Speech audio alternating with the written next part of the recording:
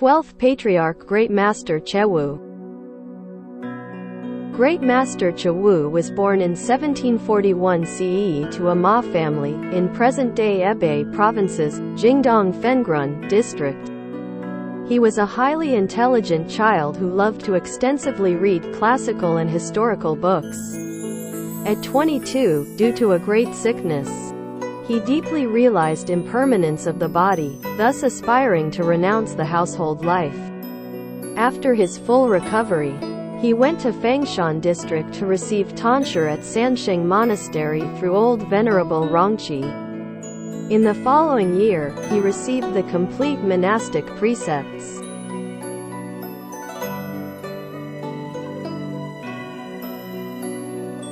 He then traveled to study in many places.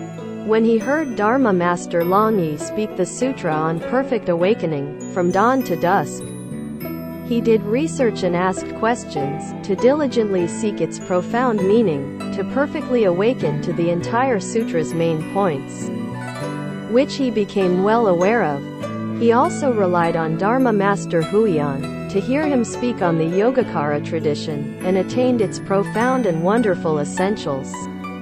After which, under Dharma Master Byongkong's seat, he listened to his lectures on the Lotus Sutra, Sarangama Sutra, Diamond Sutra and other great vehicle sutras, with which he had perfect understanding with sudden awakening.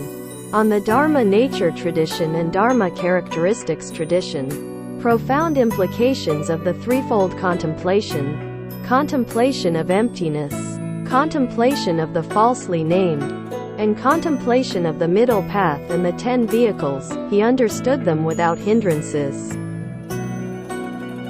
During the winter in Emperor Qianlong's 33rd year, Great Master went to study under Guangtong Monastery's Chan Master Quiru.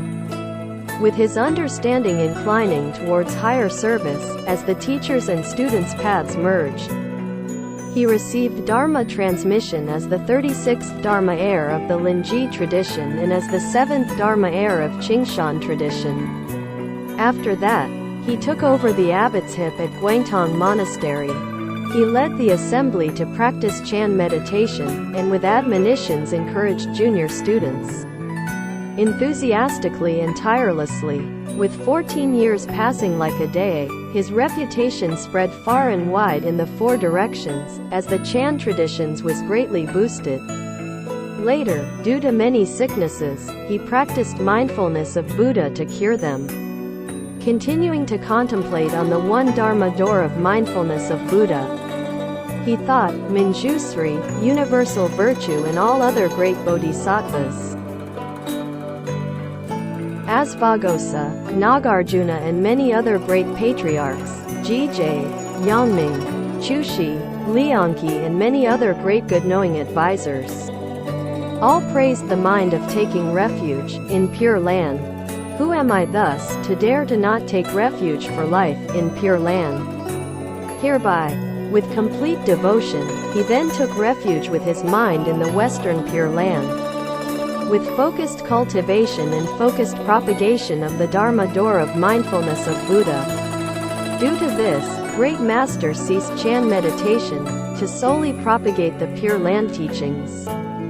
He put to a torch all his decades of accumulated Chan articles written. Touched by Great Master's sincerity, many Chan practitioners likewise all changed to practice mindfulness of Buddha.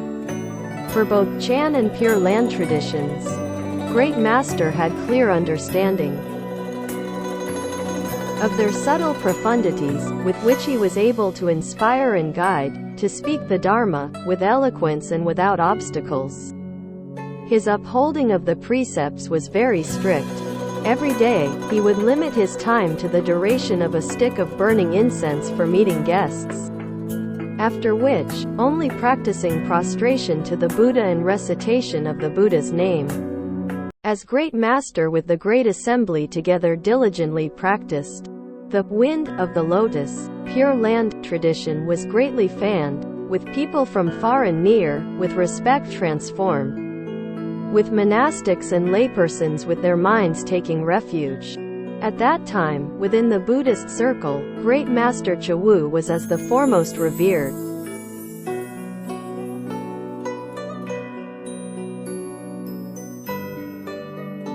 Great Master in his early years practiced Chan meditation to attain awakening. After taking refuge with his mind in Pure Land practice, he then focused on his aspiration to reach the Pure Land tradition's objectives, and on how to initiate faith, to give rise to aspiration for establishing practice. Afterwards, his disciples complied these teachings of Great Master, combining them with his previous poems and verses, together forming a collection with 2 scrolls. Yet, Great Master deleted about half of his Chan tradition's lines. This was to prevent the Chan tradition's malpractice, to propagate and protect the Pure Land tradition. From this, his painstaking sincerity can be seen. Now with Great Master's Pure Land thought, it is briefly stated as these 3 points. 1. Gathering Chan practitioners to return to Pure Land, advocating mindfulness of Buddha Great Master, with his natural qualities as an awakened Chan Master, expounded on the Chan and Pure Land traditions' inner meanings. He compared these 2 traditions, on their difficulty and ease of practice, with the magnitude of their meritorious virtues, with this establishing firm faith in the Pure Land tradition's Dharma door of mindfulness of Buddha. Great Master taught that with these 2 lines from the Contemplation Sutra, it is this mind that becomes Buddha, it is this mind that is Buddha. Comparing them with the Chan tradition's 2 lines, directly pointing at one's mind, see one's true nature to become a Buddha. The first is especially straightforwardly and joyful. Why is this so? With seeing of one's true nature difficult, yet becoming one with Buddha easy thus. What is seeing of one's true nature? It is to depart from the mind's false consciousness, with spiritual light entering and revealing, only then seeing one's true nature. Thus is this difficult. What is becoming one with the Buddha? Upholding the Buddha's name, contemplating the Buddha's circumstantial and direct rewards, is becoming one with Buddha. Thus is this easy. Great Master gave an example, saying that of Chan practitioners, many like Rector Tai, Master Ziyi and others, who could sit and stand to depart, have yet to understand the great Dharma completely, yet to be liberated from the cycle of birth and death. If able to return to this one fragment of spiritual vigor, with focused mindfulness of Buddha to seek birth in his Pure Land, they will definitely attain the high grades high birth. Our single thought presently manifested, is with the completely true becoming false, and the completely false becoming true. If all day with no change, then all day long according with conditions. Not following the condition of the Buddha's realm to then be mindful of the Buddha, is then to be mindful of the other 9 Dharma realms. All arising with one thought, will definitely fall back into one of the 10 Dharma realms. Now with this thought, be mindful of the Western Amitabha Buddha, to seek birth in his Pure Land of ultimate bliss. Just when mindful, the Western Pure Land's circumstantial and direct rewards adornments are within my mind, and my this mind is already within the Western Pure Land's circumstantial and direct rewards. Like 2 mirrors with intersecting lights, containing and illuminating one another. This is the same as to be horizontally pervading with forms of the 10 directions. If from vertically crossing the 3 periods, of past, present and future, speaking, then when mindful of the Buddha. This is the same as when seeing the Buddha, likewise the same as when becoming one with the Buddha. When seeking birth in Pure Land. This is the same as when reborn in Pure Land, likewise the same as when delivering sentient beings. With the 3 periods at the same time, also without before and after, like Sakra's net of gems lights, all suddenly appearing.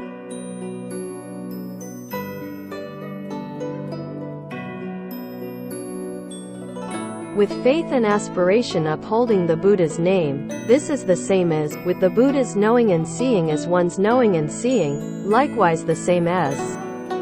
From thought to thought within, with the Buddha's knowing and seeing, to cure sentient beings' knowing and seeing. Within sentient beings' confused minds, only establishing the one mind to, with faith and aspiration upholding the Buddha's name.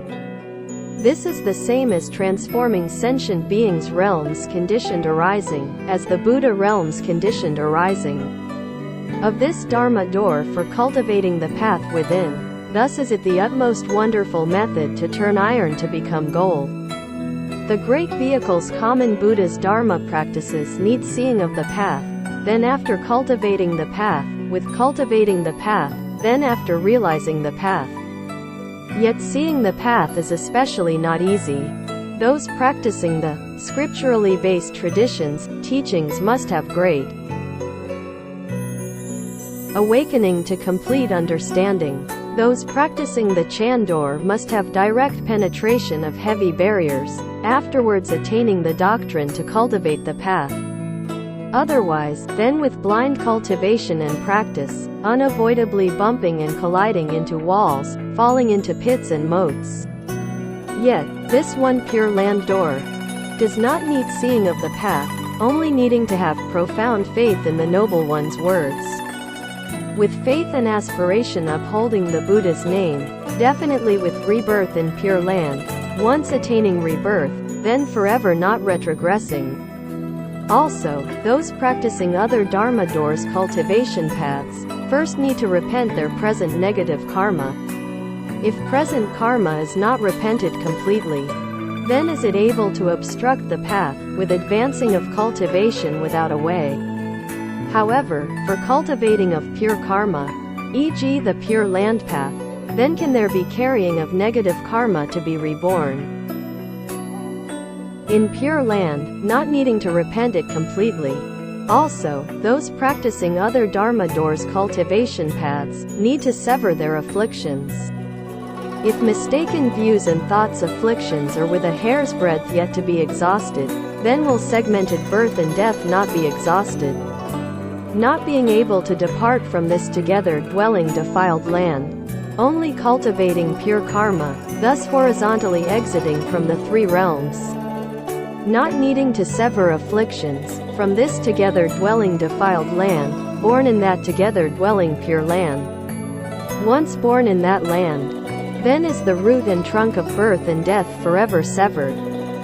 With this as proof, it should be known that this one Pure Land door is able to, from the very beginning, omit seeking of awakening's door, finally in the end, not awaiting to give rise to wisdom, not needing repentance of karma completely, not needing severing of all afflictions.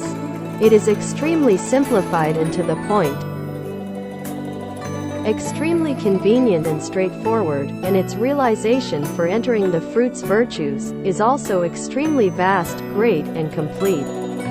The Great Master also penetratingly analyzed the main points of Prajna and Pure Land, these two Dharma doors. Prajna, thus is the same as conditioned arising, yet explained as the nature of emptiness. Although with the nature of emptiness, yet not destroying conditioned arising. Pure Land, thus is the same as the nature of emptiness, yet explained as conditioned arising. Although with conditioned arising, yet not obstructing the nature of emptiness. The two doors of emptiness and form do not obstruct each other. Moreover, repeatedly helping and complementing each other. Conditioned arising and the nature of emptiness are thus at the same time, without obstructing of each other, then inclining towards perfect harmony with the inconceivable Supreme Truth. Perfect harmony with the Supreme Truth is the same as one's original source's mind nature, as its different name. From this, know that the Buddhas speaking of all kinds of prajna dharma doors are with none not for revealing this original source's mind nature. The Buddhas speaking of all kinds of Pure Land's dharma doors likewise are with none not for revealing this original source's mind nature. The two Dharma doors of Prajna and Pure Land all point to return to the original source's mind nature. As Great Master deeply reflected upon the essence of both Chan and Pure Land Dharma doors, thus he was dead set upon mindfulness of Buddha, with 10,000 bulls not able to pull him back from it. In his verse on mindfulness of Buddha, he viewed himself thus, with self-pity for oneself. Being a monk in peaceful times, with liberation from the cycle of birth and death however, yet to have. Only wishing my name to be marked on a lotus root, not needing a high rank of enlightenment to transmit the lamp. He only delighted in the lotus tradition's teachings and his feelings for them.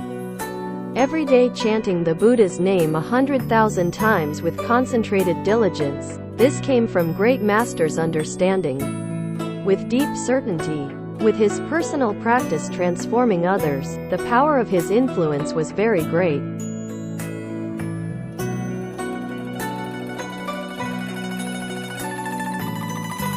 "16 words as Pure Land practices guiding principle, used as cultivating pure karma's rules and regulations." Great Master's vision of the teachings was complete and clear.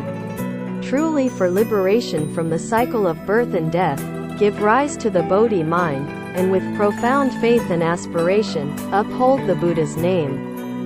With these 16 words, he used them as a definitive model, as the Dharma door of mindfulness of Buddha's one great guiding principle. He also then expounded on the 4 lines of words' inner relationships. If the mind of truly for liberation from the cycle of birth and death is not given rise, all teachings are all as frivolous discussions, and the Dharma door of mindfulness of Buddha is unable to have that agreeable with for entry. Thus, being truly for liberation from the cycle of birth and death is the prerequisite for cultivating pure karma.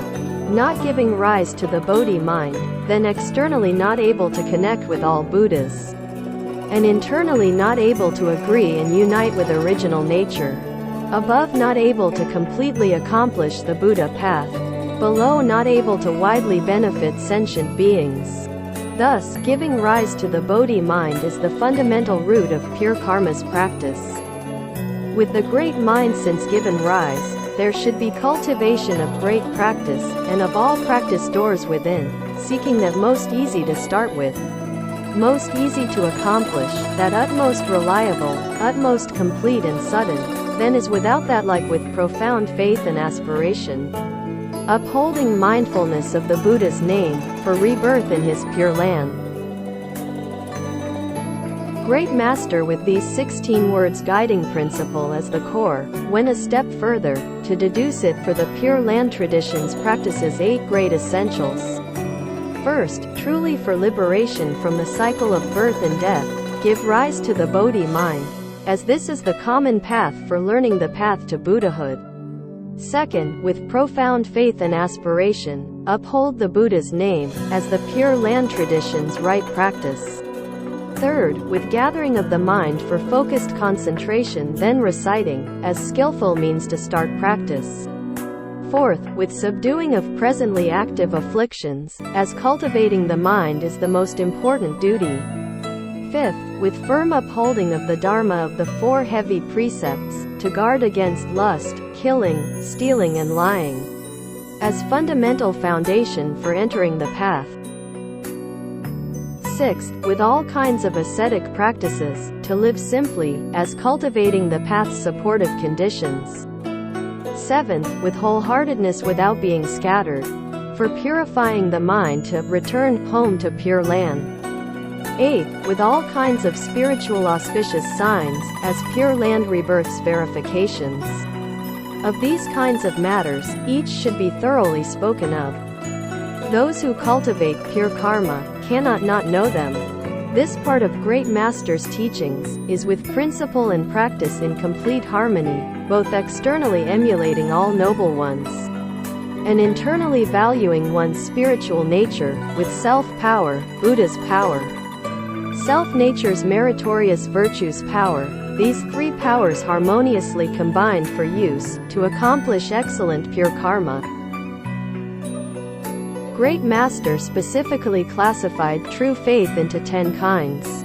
First is faith that with birth, there definitely will be death. Universally, of all under the heavens. From ancient times until today, never before is there one human who attained escape. Second is faith that human life is impermanent. The exhaling breath although exists, the inhaling breath is difficult to guarantee.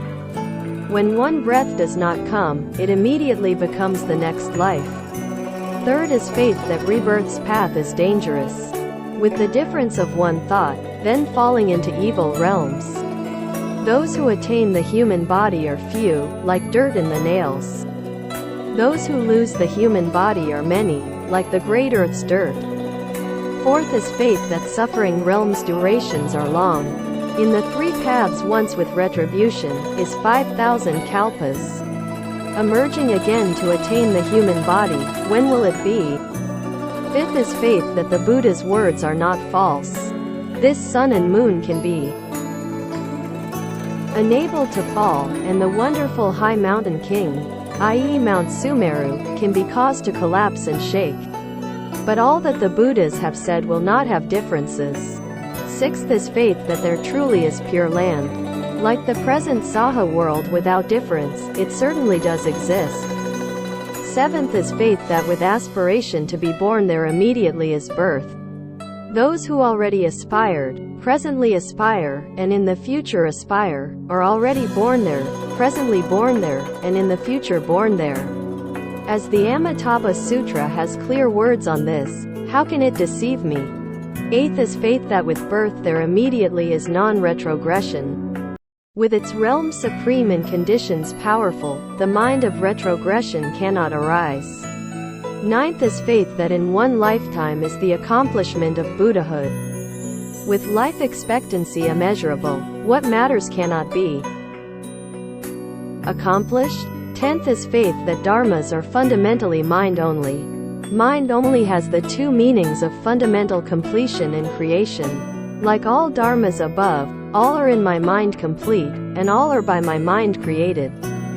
For those cultivating pure karma, if able to be complete with these 10 kinds of faiths, of their rebirths in that land of ultimate bliss, like holding the left scroll to obtain a former item, what difficulty is there?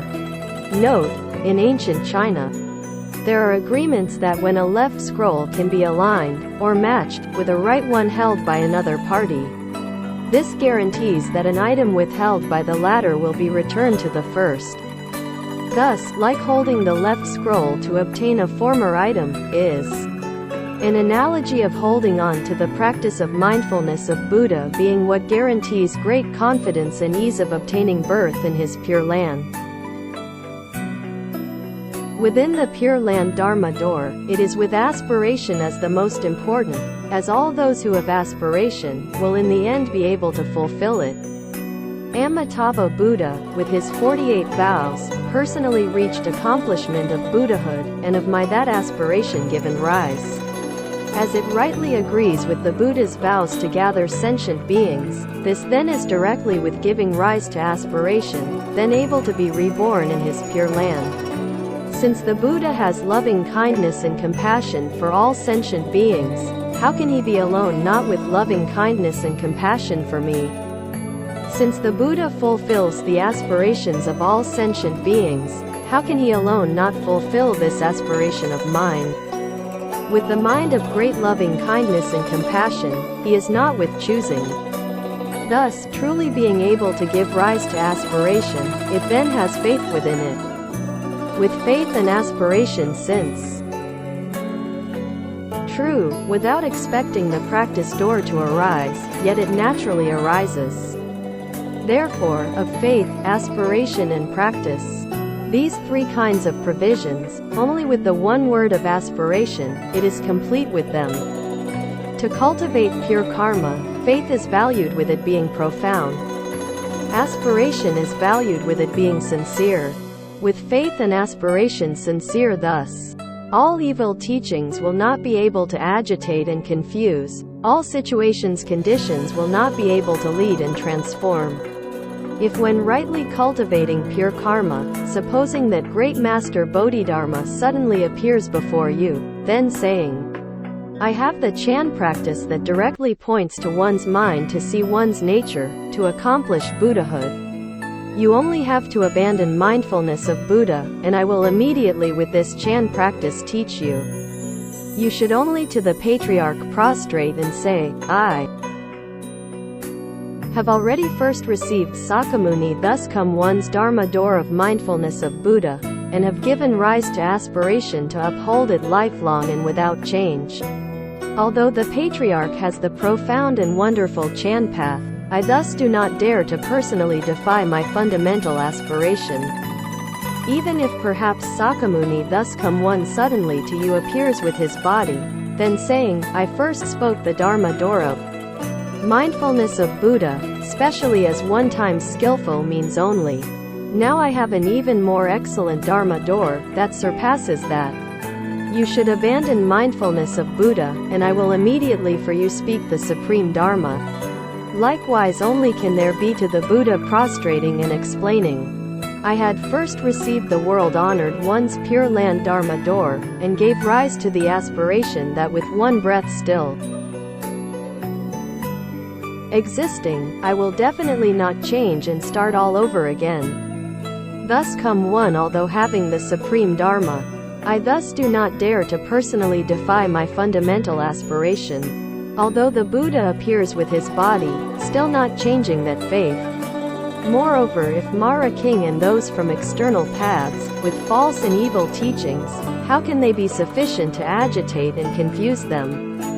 Able to thus have such faith, it can be called profound faith. If a red-hot iron wheel is spinning above the crown, not with this as suffering, to have regression of the aspiration for rebirth in Pure Land. If a wheel-turning king's supremely wonderful objects of the five desires appear before one, likewise not with this as joy. To have regression of the aspiration for rebirth in Pure Land. With these resisting and complying, utmost, still not changing that aspiration. Moreover, with the world's very small resisting and complying circumstances, how can they be able to lead away and transform the aspiration? Able to thus have aspiration, it can be called sincere aspiration. With this mind of faith and aspiration, firmly upholding the Buddha's name, even upholding one recitation as planting a seed for one of the 9 lotuses. Even reciting one line is creating the right cause for rebirth in Pure Land. One line of the Buddha's name, not mixed with different conditions, with its 10 thoughts merits accomplishment, suddenly surpasses those of many kalpas. To renounce this with other cultivation, if not mad, is then deluded. Great masters earnestly dissected explanations for teaching the 16 words guiding principle, truly is for the Dharma ending ages sentient beings pure karma, as its right model. 3. With joyous and revulsed mind sincere, diligence bold and powerful as great master advised and guided. Those mindful of Buddha should give rise to 4 kinds of minds. First, as from beginninglessness since, creating negative karma until now, we should give rise to the repentant mind. Second, as having attained hearing of this Dharma door, we should give rise to the joyful and fortunate mind. Third, as with beginningless karmic obstacles, this Dharma door is difficult to encounter and difficult to meet, we should give rise to the sorrowful mind. Fourth, as the Buddha is thus with loving kindness and compassion, we should give rise to the grateful mind. Of these 4 kinds of minds within, if having at least one, pure karma is then able to be accomplished. Having the revulsed and joyous minds, for pure karma's practice, have great benefits.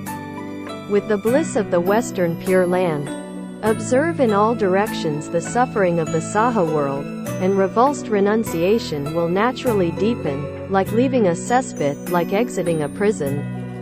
With the suffering of the Saha world, observe from a distance the bliss of the land of ultimate bliss, and joyousness will naturally be sincere. like returning to one's homeland, like rushing to a treasure's location. These kinds of profound and sincere revulsed and joyous minds, from the beginning to the end, permeated Great Master's lifelong pure karmas practice. The Great Master was lifelong with seeking birth in Pure Land as the essential matter of his practice. In each day, he upheld 100,000 recitations of the Buddha's name, not delighting in worldly speech, for the path practicing diligently, to depart from the ocean of suffering. The Great Master deeply felt that, as we have for great kalpas since, long been in rebirth, how can we forever not give rise to the mind of seeking renunciation? To cultivate practice towards realizing the path? All are wasted by procrastinating, defeated due to idleness, therefore, constantly in the cycle of birth and death, to receive great suffering from afflictions. Now hearing the upholding of the Buddha's name, this easy and essential Dharma door, if still following conventional ways, feeling contented with capsizing in defeat, again, we can be said to be the foremost kind of fellows without courage. Great Master with this reflected to spur himself to be diligent with his own pure karmas practice. As the abbot of the monastery, for handling its affairs, he used a foot of incense's burning time as the limit, so as to spend more time on practice. In Emperor Jiaqing's 5th year, the Great Master retreated to Mount Honglo's Zifu Monastery, with the intention to be there till the end of life when old. As his fourfold disciples were fondly attached, his followers were extremely many. The Great Master served the Dharma and served people, from the beginning to the end without having the mind of weariness. Therefore, he offered shelter for the great assembly, together sharing joys and sorrows, carrying firewood and transporting water, plastering walls and repairing buildings. Thereupon, they established a Dharma center for mindfulness of Buddha. Great Master dwelled in Mount Hongloa for 10 years, until Emperor Jiaqing's 15th year's 2nd month, when he arrived at Wanshao Monastery to sweep and clean the Patriarch's pagoda, bidding farewell to all Dharma protectors beyond the monastery. These illusory conditions are not lasting, and this human life is not permanent. As to live emptily is pitiful, each should strive with mindfulness of Buddha, so that in some other year, there will be seeing of one another well in Pure Land. In the 3rd month, he returned to Mount Hongloa and instructed his disciples to prepare for his cremation matters. He handed over the position of the abbot and admonished everyone, the Dharma door of mindfulness of Buddha, is with the 3 roots universally covered, with no capacity not received. In my many years since, with everyone painstakingly building this Dharma center, it is originally for receiving those from all directions coming to together cultivate pure karma. All my established rules and norms should always be complied with. There must not be altering of strings and changing of tracks for other tunes and directions. Hopefully, you will not let down the one painstaking heart of this old monk and everyone. 2 weeks before his departure, when the Great Master felt that his body had a slight ailment, he then instructed the great assembly to support in reciting the Buddha's name. Seen in the empty sky were innumerable banners and pennants that came from the western direction. The Great Master told everyone, with Pure Land's forms appearing, I will be returning to the west. All disciples then sincerely urged the Great Master to abide in the world. The Great Master replied, 100 years is like a temporary stay, in the end having that to return to. As I will attain the utmost holy realm, you and others should for your teacher be glad. Why take the trouble to persuade me to stay?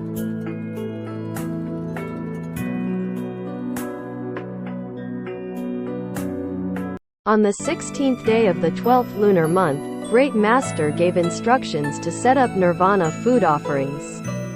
On the 17th day between 3 to 5 p.m., Great Master told everyone, Yesterday, I had already met Winshu, Minjusri, Huanyan, Avalokiteshvara, and Shurjur, Mahasthamaprapta, these 3 Bodhisattva Mahasattvas. Today, again having the Buddha personally approaching to guide and receive, I am now departing. With this, the great assembly recited the Buddha's name even more strongly and loudly. Facing the west, the great master sat upright in the lotus position, with joined palms and said, reciting once the great name, seeing one part of his excellent forms. Thereupon, with his hands forming the Amitabha Mudra, he peacefully departed. Everyone could smell an extraordinary fragrance filling the air, with making offerings for 7 days. Great Master's facial appearance was as if alive, kindly and ample, with his hair from white changing to be black, and with extraordinary luster. On the 2nd 7th day after his departure, his body was placed into a niche. On the 3rd 7th day, after cremation, more than 100 pieces of relics were obtained. His disciples then requested to have his remains buried within Patong Pagoda. The great master was then 70, after 49 years of monastic life, with monastic precepts for 43 years. There is his Chan Master Mengdong's bequeathed collection, that is still circulating in the world. Great Master Yingwang proclaimed Great Master as the Pure Land Tradition's 12th Patriarch, a title which truly corresponds with his contributions and attainment.